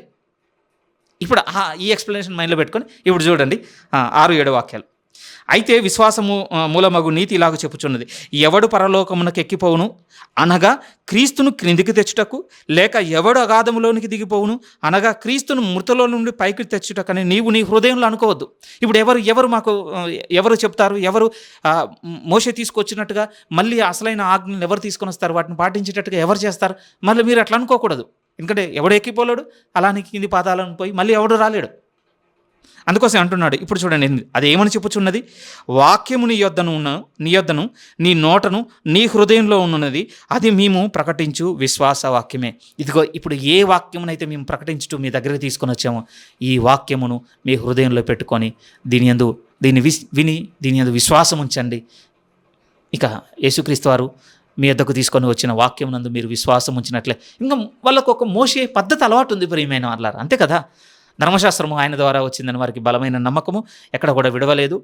ఎక్కడ కూడా డిబేట్ చేసినా, ప్రభువైన యేసుక్రీస్తు వారితో వివాదం పెట్టుకున్నా కూడా, మా మోషే మాకు ఇలా ఆజ్ఞాపించను, ఆయన కంటే నువ్వు గొప్పవాడవా, లేకపోతే ఆయన స్థిరపరిచిండు, పెద్దవే కదా, ఆయన మీద ఆరోపణలు చేసినప్పుడు ఇగో ఈయన మన మోషే మనకు అనుగ్రహించిన ఆచారములను ఇతను కొట్టివేసిన నిందలు తీసుకొచ్చిన దగ్గర కూడా ఎంత సెంటర్ పర్సన్ చూడండి. ఇప్పుడు ఆ సెంటర్ పర్సన్ పద్ధతిని ఇక్కడ కూడా తీసుకొస్తున్నాడు. ఇప్పుడు మళ్ళీ యేసుక్రీస్తు వారిని ఎవరు మళ్ళీ పరలోకం పోయి తీసుకొస్తారో, లేకపోతే ఎవరు పాతాళాన్ని పోయి తీసుకొస్తారో మీరు అనుకునవద్దు. ఆయన వినిపించి వెళ్ళిపోయిన వాక్యమే ఇప్పుడు మేము మీ దగ్గరికి తీసుకొని వచ్చాం. అది మీ నోటను మీ హృదయంలో ఉండగానే మీరు దాని యందు విశ్వాసం ఉంచండి. అదే ఇది. అద్భుతంగా ఉంది చూడండి. 8 మళ్ళీ చదువుతున్నాను. అదేమని చెప్పుచున్నది? వాక్యము నీ యొద్దను నీ నోటను నీ హృదయంలోనూ ఉన్నది, అది మేము ప్రకటించు విశ్వాస వాక్యమే. అదేమనగా, యేసు ప్రభు అని నీ నోటితో ఒప్పుకొని దేవుడు మృతులలో నుండి ఆయనను లేపనని హృదయమందు విశ్వసించిన ఎడల నీవు రక్షింపబడదువు. ఇంకా ఇదే ఇప్పుడు యూదులకు చూపిస్తున్నటువంటి మార్గం. ప్రియమైన వాళ్ళారా, ఇప్పుడు దేవుడు ఏర్పాటు చేసినటువంటి మీ రక్షణ మార్గం ఏమిటంటే 2 విధాలుగా మీ ముందు ఉన్నది. ఒకటి అంతరంగంలో నుంచి, ఇంకోటి బాహ్యంలో నుంచి. హృదయంతో విశ్వసించు, నోటితో ఒప్పుకో, నీవు రక్షింపబడదు. మా ముందు ఏమీ లేవు, మా ముందు మోషే అనుగ్రహించినట్టుగా మాకు ఆజ్ఞలు కనపడటం లేదు, ఈయనను మేము వెంబడిస్తే మమ్మల్ని ఏ విధంగా నడిపిస్తాడు, మీరు అలాంటివి ఏమి పెట్టుకొని మేము మీకు ప్రకటించు ఆ విశ్వాస వాక్యమే ఇప్పుడు మిమ్ములను నన్ను అందరినీ కూడా ఆయన ఎందు విశ్వాసం ఉంచేటట్టుగా చేసేది, ఆయన ఎందు విశ్వాసం ఉంచిన కారణమును బట్టి దేవుని ముందు నీతిమంతులుగా చేసేది. దేవుడు తన సార్వభౌమ అధికారంతో ఏర్పాటు చేసినటువంటి ఈ రక్షణ మార్గమునకు ఇప్పుడు ఒక యూత్ని రెస్పాన్సిబిలిటీ. ప్రియమైన వాళ్ళారా, ఈ 2 కలిస్తేనే, ఈ ఇద్దరిట్లో ఒకరితో ఒప్పుకుంటానంటే ఇంకొకటి ఇన్కంప్లీటేనండి, అందులో సంపూర్ణత లేదు. ప్రియమైన వాళ్ళారా, ఒకవేళ హ్యూమన్ రెస్పాన్సిబిలిటీ ఏం లేదని మనం కొట్టిపడేసాం అనుకోండి, అంతా దేవుని సార్వభౌమ అధికారమే అనంటే దేవుడు అన్యాయస్తులుగా కనపడతాడు. ప్రియమైన వాళ్ళారా, లేదండి హ్యూమన్ రెస్పాన్సిబిలిటీ ఏంటండి అంటే మళ్ళీ స్వనీతి మీదకి వెళ్ళిపోతున్నట్టే. మన క్రియల చేత, మన మంచితనం చేత, మన మన మన కార్యముల చేత మనం ఏదో స్వతంత్రించుకోవాలి, మోక్షం పొందుకోవాలని అటు వెళ్ళిపోతున్నట్టే. చూడండి, 2 ఒకదాన్ని విభేదించుకుంటే, ఒకదానికి ఇంకోదాన్ని మనం పట్టించుకొని సాగితే ఎంత ప్రమాదకరంగా కనపడుతున్నాయి 2. ఒకటేమో దేవుళ్ళు అస్సలు లేని దాన్ని స్థాపన చేస్తున్నట్టు అవుతుంది. మన బాధ్యత ఏమీ లేదు, మన రెస్పాన్సిబిలిటీని మనం పక్కకు పెట్టేద్దామని అంటే దేవుని సార్వభౌమ అధికారం ఏంటంటే ఆయన అన్యాయస్తునిగా నిలబెట్టిన చోట మనం ఉన్నాం. అది అసలు మనం చేయదగదు. ప్రియమైన వాళ్ళారా, దేవుడు అన్యాయం చేయట అసంభవం. మళ్ళీ దేవుడు అన్యాయం చేయట అసంభవం అంతే. లేదంటే అంతా హ్యూమన్ రెస్పాన్సిబిలిటీ ఏనండి, దేవుని ఇన్వాల్వ్మెంట్ ఏం లేదు, మనం ఏమైనా చూసామని చెప్పండి, ఇన్ని వేల సంవత్సరాలు అవుతుంది. సరే, వేరే సంగతి ఎందుకండి, మీరు ఏదో అక్షరాలు రాసుకుని చదువుకొని ఉన్నాయనుకుంటున్నారు. మీ జీవితంలో మీరు చెప్పండి, మీరేమన్నా లైవ్గా ఏమైనా చూసారా? మీరు అనుకుంటున్నట్టుగా ఈరోజు మతపరమైన మాట్లాడుకుంటున్నట్టుగా ఏమైనా చూసారా? ఏం చూడటం లేదంటే దాని అర్థం ఏంటి? ఏం చూడండి, ఎంతో కొంత మనది ఉండాలి కదా, ఎంతో కొంత అంతా మనదే ఉండాలి. మనం ఇంకొక నిందించడానికో ఇంకొకరి మీద నెట్టేయడానికో మన ఆస్కారం లేదని మనం ఇటువైపు వచ్చి మాట్లాడాలనుకోండి, ఓకే, మన స్వనీతిని ఆధారం చేసుకొని, మన స్వక్రియలను ఆధారం చేసుకొని మనం ఏదో స్వతంత్రించుకోవడానికి ప్రయత్నం చేస్తున్నట్టు. సరే, ప్రయత్నం చేస్తే ఏమొస్తుందని తెలుసుకోవడానికి ముందు అది ప్రయత్నం చేసిన ఒక జాతి మన ముందు ఉండి ఈరోజు మాట్లాడుతుంది కదా. వారు ఏం సంపాదించుకున్నారట? దేవుడిని వెతికినప్పుడు వారికి దేవుడు దొరకలేదట. చూడండి ప్రియమైన వాళ్ళారా, ఈ 2 కలిస్తేనే, ఈ 2 కలవడం అంటే దేవుని సార్వభౌమ అధికారంతో దేవుని ఏర్పాట్లో ఉన్న వాటిని అంగీకరించాలి. ఆ ఏర్పాటు యేసుక్రీస్తు వారి వరకు ఆయన ఏ విధంగా చేసి ఉన్నాడో అంగీకరించాలి, వినాలి, విశ్వసించాలి, అది ఒప్పుకోవాలి. దాని ఎందుకు విశ్వాసం ఉంచడం మన బాధ్యత. ప్రియమైన ఈ 2 కలిస్తేనే కనపడుతుందండి. ఇక్కడ ఈ 9 అధ్యాయాల్లో ఉన్నటువంటి ప్రధానమైన సారాంశం అదే, బేసిక్ లెవెల్లో. ఒక సిద్ధాంతపరంగా అయితే చాలా లోతుందిలేండి, నేను కాదన్ను, చాలా వినాల్సింది ఉంది, చాలా కీలకమైన అధ్యాయాలు కూడా. కాకపోతే ఏంటి అని అంటే ఒకసారి వినగానే ఇంత ప్రాయంలోనే నాకు దొరికేంత చిన్నగా లేదండి, అది చాలా లోతైంది. నా విశ్వాస కృపా పరిమాణాలకు చాలా పెద్దవి అవి. కానీ ఒక ప్రాథమిక అవగాహన మీ ముందు పెడుతున్నాను. ప్రియమైన ఇది చదివినప్పుడు కనీసం మనం గ్రహించాలి కదా. ప్రభుత్వం నడుస్తున్న కొద్దీ మనకు మరింత వెలుగును అనుగ్రహించి ఇంకా చాలా విషయాలు ఆయనకు బోధించవలసినవి ఉన్నాయి. ఎందుకంటే మనం ముట్టుకొని వాక్యాలు పొడిగా ఇంకా చాలా ఉన్నాయండి ఇక్కడ. వాటన్నిటి గురించి కూడా ప్రభు మనకు బోధించాలి కదా. ఓకే ప్రియమైన వాళ్ళ, ఎక్కడి వరకు మనం సాగామనంటే ఇశ్రాయేళ్లకు దేవుడు ఏర్పాటు చేస్తున్న మార్గంగా ఏం చేస్తున్నానంటే, ఇప్పుడు మీరు మీ నోటితో అంటే నీ హృదయంతో అంగీకరించి నీ నోటితో ఒప్పుకో, నువ్వు రక్షింపబడదువు. వాళ్ళకి ఏర్పాటు చేస్తున్న వాళ్ళకు మాత్రమే కాదు, మనకు కూడా. ఇప్పుడు మనం ఎందుకు ఉన్నది కూడా అదే. మళ్ళీ మనం ఏదో చేసి మనం ఏదో సాధించవలసింది కాదు ప్రియమైన వాళ్ళారా. రక్షణ ఏ విధంగా ఉందంటే మన హృదయంలో అంగీకరించి మన నోటితో ఒప్పుకును రక్షింపబడదు. అలా అయితే ఓకే, ఇప్పటి నుంచి ఏం మంచి అంటే ఒక మంచి వ్యక్తిగా మంచి కార్యములు చేసేవానికి ఉండవలసిన బాధ్యత లేదా అని అంటే ఇప్పుడు మనకు అట్లా అర్థం కాకూడదండి. అసలు రక్షింపబడి ఉన్నాం కనుకనే మంచివి చేయాలి ప్రియమైన వాళ్ళారా. మనం మంచివారుగా చేయబడ్డాము కనుకనే మంచి పనులు చేయాలంతే. అంటే మనం మన మంచి క్రియలు చేస్తున్నాం కనుక మనం ఏదో రక్షణ పొందుకుంటామని కాదు ఇక్కడ చెబుతుంది. ఉదాహరణకండి, మనం చదువు రానప్పుడు అనాగరికంగా మాట్లాడుతుండొచ్చు. ఉదాహరణకు చెప్తున్నాను, కలవచ్చు కానీ కొంచెం ఆలకించండి. అనాగరికంగా, అది చెడ్డ మాటలు కావచ్చు, ఏదైనా కావచ్చు. సరే, ఒక ఒక ఒక ఒక భాషాపరమైనటువంటి అవగాహన లేకుండా అనాగరికంగా మనం మాట్లాడుతుండొచ్చు చదువు రాకముందు. కానీ చదువు వచ్చిన తర్వాత కూడా అలా మాట్లాడుతున్నాం అంటే అర్థం ఉండదు. అసలు అది కాదు, అసలు చదివే మనల్ని అలా మాట్లాడనివ్వకుండా చేస్తుందండి వాస్తవానికి చెప్తే.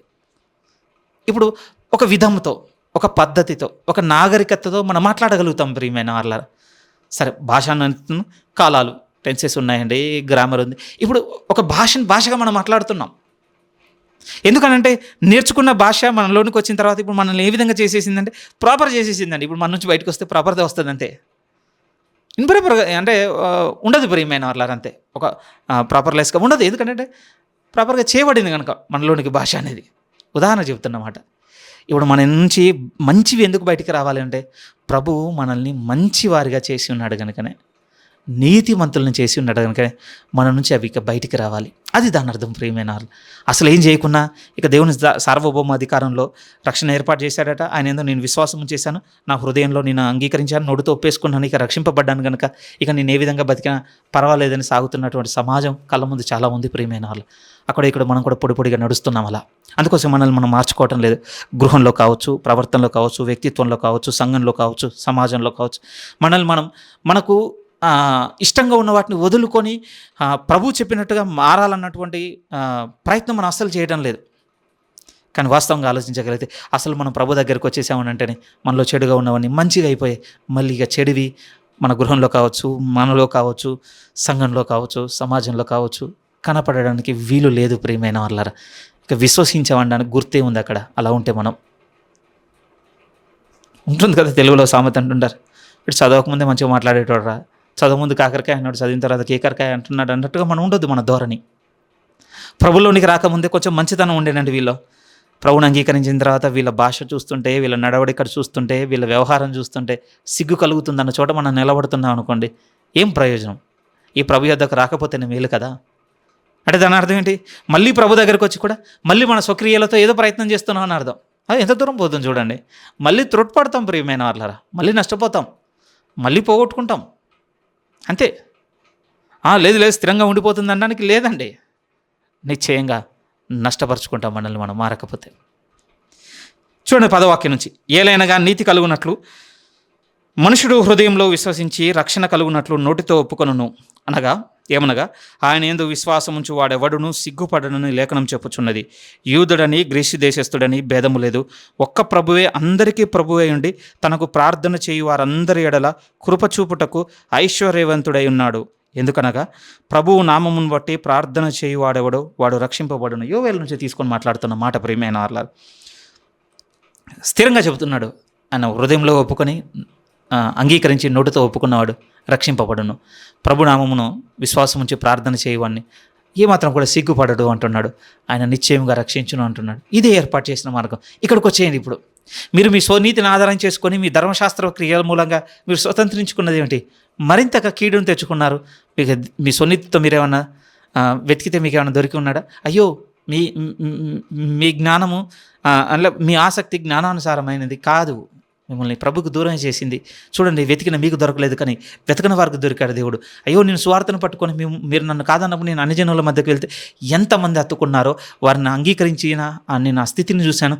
పరిశుద్ధాత్మ దేవుడు వారి మీదకి దిగి వచ్చింది చూసి ఉన్నాను. దేవుడు వారి మధ్య ఉండి చేసిన కార్యములను చూసిన వారు దేవుని సన్నిధిలో దేవుని స్తుతించిందంతా చూసి నేను ఆశ్చర్యపోయినాను. ఎంత ఆశ్చర్యం అసలు! వెతకని వారికి దొరికి ఉన్నాడేంటి ప్రభు? అయ్యో, నా స్వజాతీయులకు దొరికితే ఎంత బాగుంది. అందుకోసం రాస్తున్నాను, అయ్యో మీ ఎడల మానని వేదన, అసలు మీరు రక్షింపబడాలని విసకక నా ప్రార్థన ఉన్నది. ఏంటంటే ఇప్పటికైనా వచ్చి ఇక ప్రభు ఏర్పాటు చేసినటువంటి ఈయనను అంగీకరించండి, ఈయన ఎందుకు విశ్వాసం ఉంచండి, హృదయంలో అంగీకరించండి, నోటితో ఒప్పుకోండి. దేవుడు ఏర్పాటు చేసింది ఇది. ఇంత చెప్పిన తర్వాత అండి వెంటనే ఎక్కింది అంటున్నాడు ప్రియమైన వాళ్ళ 14లో, వారు విశ్వసింపని వానికి ఎట్లు ప్రార్థన చేయుదురు? ఎందుకు?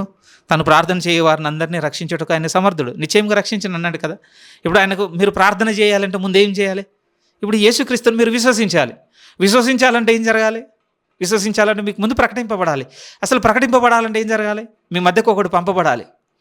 అంతే కదండి. ఆ లిస్ట్ చెప్తుంటాడండి 14. వారు విశ్వసింపని వానికి ఎట్లు ప్రార్థన చేయుదురు, వినని వానిని ఎట్లు విశ్వసించుదురు, ప్రకటించువాడు లేకుండా వారు ఎట్లు విందురు, ప్రకటించువారు పంపబడని ఎడల ఎట్లు ప్రకటించుదురు.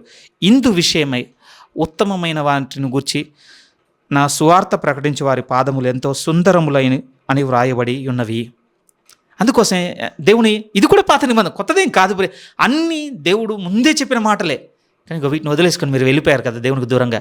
మళ్ళీ మీ దగ్గరికి దేవుడు పంపించాడు, ఇంకా అంగీకరించండి. పంపబడిన నేను ప్రకటిస్తున్నా, మీరు వినండి. వింటే మీకు విశ్వాసం కలుగుతుంది. మీరు విశ్వసించిన నిశ్చయంగా ప్రార్థన చేస్తారు. ఇప్పుడు ఆయన దూరం పెడుతున్నారు కదా. కానీ మీరు చెప్పండి ప్రియమైన వారలారా, ఇందులో ఎక్కడ మిస్ అయిపోయింది? ఈ 4 స్టెప్లో ఎక్కడ కోల్పోయారంటే మొదటిదే పోయిందండి. ఎందుకంటే పంపబడింది జరిగింది, పంపబడిన వారు చేరడం జరిగింది, వారు రావడం జరిగింది, వచ్చిన వారు ప్రకటించడం కూడా జరిగింది. కానీ ఎక్కడ మిస్ అయిపోయిందంటే ప్రకటించినా కూడా విని విశ్వసించలేదు ప్రియమైన వారలారా. ఈరోజు ఇక్కడ అక్కడ మనం కూడా వింటున్న వారుగా ఉంటుండొచ్చండి. కానీ వింటున్న దాని పట్ల ఏకాగ్రత నిలుపుతున్నామా, గురి నిలుపుతున్నామా, అది ఇక్కడ ప్రాధాన్యత ప్రియమైన వారలారా. మీ జీవితంలో, నా జీవితంలో చాలా ఆదివారాలు జరుగుతుండొచ్చండి, అంతే కదా. ఆ ఆదివారాలన్నింటిలో మనం వింటూ ఉండొచ్చు ప్రియమైన వారలారా. కానీ వింటున్న దాని ఎడల నేను గురి నిలపకపోతే విశ్వాసం ఎలా దొరుకుతుంది? విశ్వసించిన ఎడల ఎలా ప్రార్థన చేయగలుగుతామని చెప్పండి. అందుకోసం ఇప్పటికీ మీ జీవితంలో, నా జీవితంలో ఒప్పుకుంటున్నాను, నా జీవితంలో కూడా ఉన్నాయి. కొన్నిటిని దేవుణ్ణి యథార్థంగా అడగడానికి మన నోరు సంశయిస్తుంది. ఇది అడగొచ్చా, దేవుణ్ణి అడగొద్దా, అడిగిది చేస్తాడా చేయడా? ఈ సందేహం మనం ఏర్పడటకు కారణం ఏమిటి అంటే విని విశ్వసించకపోవట ప్రియమైన వాళ్ళారా. సరే, మనం నిందించుకోవడం వల్ల మేలు జరుగుతుందని అనకంటే వీరి నుంచి పాఠం నేర్చుకుంటే మేలు జరుగుతుందని నమ్ముతున్నాను.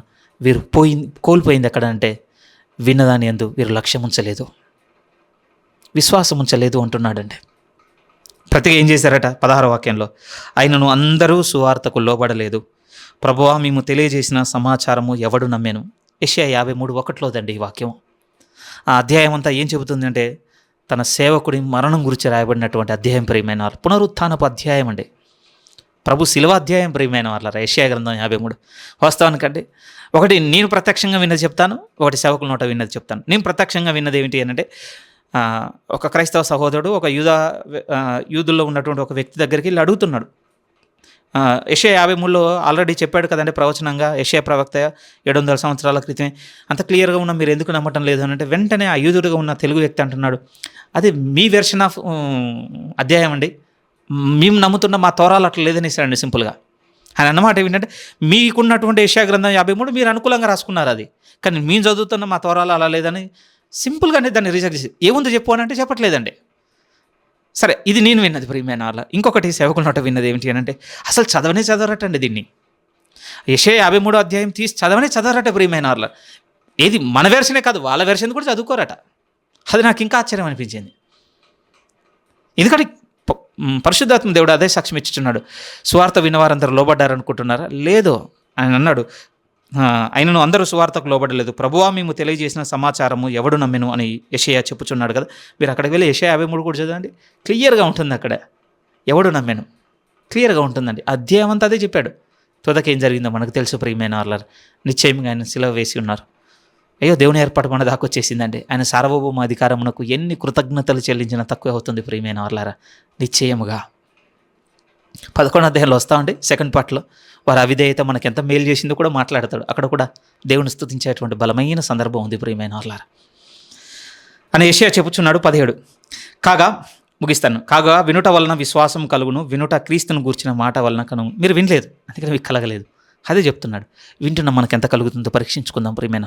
కలుగుతుందా? మరింతగా స్థిరపడదామండి. ఎందుకంటే తన ఎందు విశ్వాసం ఉంచి తనకు ప్రార్థన చేయి వారందరినీ రక్షించటకైనా సమర్థుడిగా ఉన్నాడు ప్రియమైన వాళ్ళ. నిశ్చయంగా ఆయన విడవాడండి, ఆయన విడవడు. విశ్వాసం వింటున్న కొలది కలగాలి. కలుగుట కొరకు చాలా వినాలి ప్రియమైన వాళ్ళ ఈ ప్రభు మాటని. అది కూడా మనం మరవకూడదు. కానీ వారి విషయంలో చెప్తున్నాడు, మీరు నమ్మలేదు కదా, కానీ మళ్ళీ రిపీట్ చేస్తూ అంటున్నాడు, మా ద్వారా వచ్చిందాన్నైనా వినండి, విని విశ్వాసం పొందండి.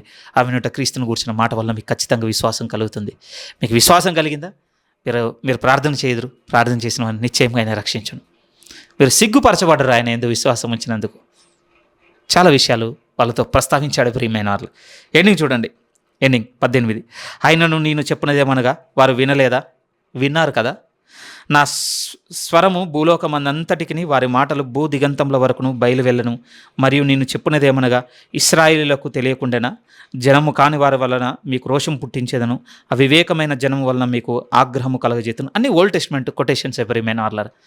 మనం చదివిన 18వ వాక్యంలో ఏమున్నది అంటే, మీ దగ్గర రాలేదా? వచ్చింది కదా, సర్వలోకమునకు వెళ్ళింది. కానీ ఏం చేశారు? ఒక ధోరణి ఉంటుంది కదండి. ఒక ధోరణి ఏమిటి అని అంటే ఆశ్చర్యం అనిపిస్తుంది. ఉదాహరణకు అనుకుందాం, ఒక సంఘంలో మనమే ఒక 30 సంవత్సరాల నుంచి ఒక విశ్వాసగా ఉన్నాం అనుకోండి. బోధించే బోధకుని ఉపదేశం పట్ల మనకు చాలా బలహీనమైన చూపు ఉంటుంది. ఎవరిమైన వాళ్ళారా, అంగీకరించవలసిందే. ఇంకా ఫ్రెష్ ఎగ్జాంపుల్ చెప్పడం మనకు రిలేటబుల్గా ఏమిటి, మనకు ఒక సేవకుడు దొరికిన తొలినాళ్ళలో ఎంతో హీగర్గా హంగర్తో వినేసామండి. ఒక 3 ఏళ్ళ ముందుకెళ్ళగానే ఇప్పుడు మనకు ఆయన బ్యాక్ లిస్ట్లో పడిపోయాడు. అంతే, నెట్టుకుంటూ వెనక్కి నెట్టేసాం.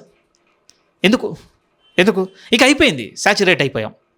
వీళ్ళ ధోరణి కూడా అదే. మీకు ప్రకటింపబడలేదు అనుకుంటారు. అయ్యో, ఆ స్వరము అదే 19 కీర్తన తీసుకొని చెప్తున్నాడు. అదే అన్నాడు కదా, వారి స్వరము భూలోకం అన్నంతటికని వారి మాటలు భూ దిగంతముల వరకు బయలు వెళ్ళను. మరి విన్నా కూడా ఎందుకు? అంతే, మీతో అన్నాను కదా, బ్యాక్ మనకైతే ఎలాగ వెళ్ళిపోయింది, వీళ్ళ ధోరణి కూడా అలానే అయిపోయింది. అందుకోసం దేవుడు ఏం చేశాడట అంటే, ఓకే, నాకు రోషం పుట్టించే ఇంత పని చేస్తారా, ఇప్పుడు మీకు రోషం పుట్టిస్తాను. ఏమిటి అని అంటే, మీరు తిరస్కరించిన దాన్ని నేను తీసుకెళ్ళి ఎక్కడ పెడతానో చూడండి, అన్ని జనుల మధ్య వాళ్ళు అంగీకరించిన రీతిని బట్టి మీకు నిశ్చయంగా రోషం పుట్టిస్తాను. అందుకోసం నూతన నిబంధనలో మన అపోస్తుల కార్యంలో చూస్తుంటే ఎంత రోషం తెలుసా అండి యూదులకు. ఎవరిని హింసించారు చెప్పండి? క్రీస్తునందు విశ్వాసం ఉంచినటువంటి అనేకమైన మంది విశ్వాసులను వాళ్ళు ఎంత శ్రమ పెట్టారో మనం ఎందుకు ఇంత కోపం వచ్చింది? ప్రభు అన్నాడు కదా, ఓకే, మీరు నాకు రోషం పుట్టించారు కదా, నా కార్యం చూడండి ఎంత ఆశ్చర్యకరంగా చేస్తాను. ఇప్పుడు నేను తీసుకొని వెళ్తాను అక్కడికి, వాళ్ళ మధ్యకి ఈ సువార్తని. వారు అంగీకరించే వారిని బట్టి మీకు రోషం పుట్టిస్తాను. మరింత కీడే చేసుకున్నారులేండి వాళ్ళు. నిజం. 19, జనము కాని వారి ఎడల మీకు రోషం పుట్టించేదను, అవివేకమైన జనం వలన మీకు ఆగ్రహము కలగజేతును అని మొదట మోషే చెప్పుచున్నాడు. అది ద్వితీయోపదేశ కాండంలో ఉంటుంది అండి. మరియు యెషయా తెగించి, నన్ను వెదగని వారికి నేను దొరికి తిని, నన్ను విచారింపని వారికి ప్రత్యక్షమైతిని. నేను కూడా ఉన్నాం. ప్రియమైనారు, దేవునికి స్తోత్రం అండి. మనం హల్లెలూయా అని గట్టిగా చెప్పవచ్చు. ఇక్కడ నిజం కదా, వెతకని వారికి దొరికి ఉన్నాడు ప్రియమైన వాళ్ళారు. కానీ కన్క్లూజన్ చూడండి, అవిధేయులై ఎదురాడువాడు ప్రజలకు నేను ఇశ్రాయేళ్ల విషయమైతే మళ్ళీ చదువుతున్నాను 21, నన్ను వెదకని వారికి నేను దొరికి తిని, నన్ను విచారింపని వారికి ప్రత్యక్షమైతిని అని చెప్పుచున్నాడు. ఇశ్రాయేళ్ల విషయమైతే అవిధేయులై ఎదురాడు ప్రజలకు నేను దినమంతయు నా చేతులు చాచి తిని అని చెప్పుచున్నాడు. మీరే చూడండి ప్రియమైన, తన సార్వభౌమ అధికారంలో ఇక నేను నిర్ణయం చేసి ఉన్నాను కనుక ఇక నేను మళ్ళీ వాళ్ళ గురించి ఆలోచించడం లేదు అన్నట్టుగా ముగించలేదండి 10వ అధ్యాయం ముగింపుని. దినమంతయు వారి ఎడల నేను నా చేతులు చాపుచున్నాను. అదేంటో 11వ అధ్యాయంలోనికి వెళ్ళి చూస్తే చాలా లోతుగా అర్థమవుతుంది ప్రియమైన వాళ్ళ, దేవుని యొక్క నిర్ణయంలో ఇంత ఏర్పాటు ఉన్నదా అని. సరే, క్లోజ్ చేస్తున్నాను. 9, 10 బట్టి మనకేమది, 9లో దేవుని సార్వభౌమ అధికారం చూడగలము. ఆయన రూపించింది, ఆయన అనుకున్నట్టుగా ఎవరిని కరుణించను వారిని కరుణించను, ఎవరిని కఠినపరచగొరను వారిని ఆయన తన సార్వభౌమ అధికారమును వెల్లడి చేసి ఉన్నాడు. కానీ దానికి హ్యూమన్ అంటే ఒక మానవ ప్రతిస్పందన ఎలా ఉండాలో ఇశ్రాయేళ్ల గుంపును తీసుకొని 10వ అధ్యాయంలో రాస్తున్నాడు. కానీ ఆశ్చర్యకరంగా వారు ఏం చేశారు? వారు స్వనీతిని ఆధారం చేసుకున్నందుకు ప్రియమైన వాళ్ళారా, దేవుడు అన్నాడు, మీరు కాని జనుల మధ్యకి తీసుకొని వెళ్తాను, నన్ను వెతకని వారికి తీసుకొని వెళ్తాను, వారికి దొరుకుతానన్నాడు. మనకు దొరికి ఉన్నాడండి ఆయన. అలాని ఇశ్రాయేల్ను వదిలేశాడంటే లేదు ప్రియమైన వాళ్ళారా, మళ్ళీ తన స్వజాతిలో ఉన్న వారి మధ్యకు పంపించి, ఇప్పుడైతే మనకు పౌలు భక్తుడు కనపడుతున్నాడు, వారి మధ్యకు అనేకులు పంపబడ్డారండి. వారిలో కూడా మారిన వారు ఉన్నారు ప్రియమైన వాళ్ళారా. లేకపోతే ఈ నూతన నిబంధనలో ఇన్ని పుస్తకాలు ఎక్కడ, ఒక లూకా తప్పించి మిగిలిన వారంతా ఎవరు చెప్పండి? కడకండి యేసుక్రీస్తు వారి సహోదరులని ఇద్దరు కూడా నమ్మినట్టుగా మనకు నూతన నిబంధన సాక్ష్యం ఇచ్చింది కదా, యూదా యాకోబులు. ఏమంటే స్థిరంగా మళ్ళీ దేవుడు వాళ్ళతో మాట్లాడు, ఇప్పుడు నేను ఏర్పాటు చేసింది యేసుక్రీస్తును. ధర్మశాస్త్రం మూలంగా మీరు సాధించింది ఏమీ లేదు, మీ స్వనీతిని ఆధారం చేసుకొని మీరు పోగొట్టుకున్నారు తప్ప. ఇప్పుడు క్రీస్తు యేసునందు విశ్వాసం ఉంచండి. ఏ విధంగా మీకు విశ్వాసం వస్తుంది? మీరు వినాలంటే ఎలా? పంపబడాలంటే ప్రకటించేవారు ఉండాలి, వారు పంపబడాలి. లిస్ట్ చెప్తున్నాడు ప్రియమైన వాళ్ళారా. ఆ మాటలు నమ్మారు కనుకనండి తరాలలో కాలాలలో అనేక మంది సువార్థికులు లేచి ఉన్నారు. ఆ వాక్యమును చేతపట్టుకొని సమాజం మధ్యకు తీసుకొని వెళ్ళి ఉన్నారు. నిజంగా ప్రియమైన వాళ్ళారా, మన దాకా రక్షణ తీసుకొని వచ్చున్నారు. ప్రతిగా ప్రాణములు కూడా పెట్టి ఉన్నారండి. చెప్పి ముగించే మాట ఏమిటి అంటే, వింటున్న ఈ మాటలకు మనం ఎంత విశ్వాసంతో ఉన్నాము అనేది. ఇంకా ఇశ్రాయేల్ ఎడల దేవుని నిర్ణయం అయిపోలేదు ప్రియమైన వాళ్ళారా. 11వ అధ్యాయం కన్క్లూజన్ కూడా మనం చూడాలి. వచ్చే వారము వీలైతే ప్రభు శక్తితో ఆ మాటలను కూడా ధ్యానించడానికి సిద్ధపడదాం.